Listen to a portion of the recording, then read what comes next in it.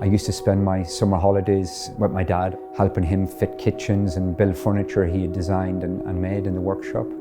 He was a bit of a perfectionist, I suppose, and I think that's something that I kind of have taken forward, and I've tried to kind of, again, maybe try to see that through in some of my work, and you've probably seen that in some of the models. There's that always kind of want for perfection or level of execution. It is that idea of maybe no compromise, but I suppose through that process, or even that time with him and watching him, I learned a lot about detail and sort of execution and precision and just the importance of considering how things come together.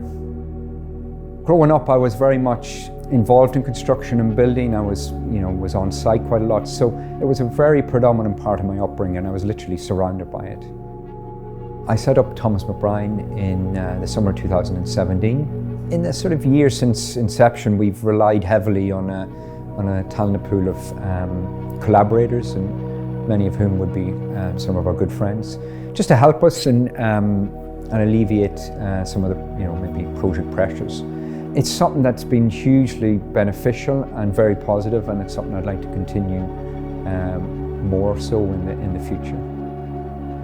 Our projects range from residential refurbishments and extensions to interior fit-outs to retail installations, office buildings and new build housing projects. So there's a real variety in the work that we've done and are continuing to work on. It just keeps things active and keeps things a bit fresh. Our work is inherently contemporary, but there's a real respect for what's gone before us. I'm always learning from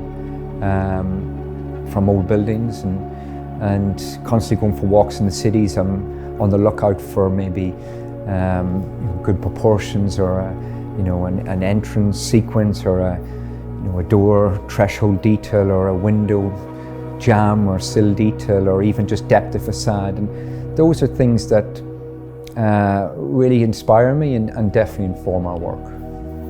The practice is interested in, I suppose, the kind of perpetual quality of things, expressing materials for what they are and perhaps what they can do or can be.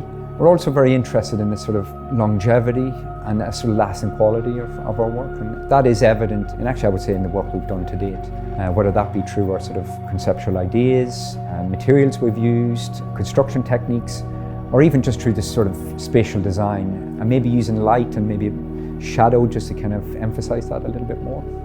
We're really interested in working with clients who value and appreciate good design. I mean, that's very important.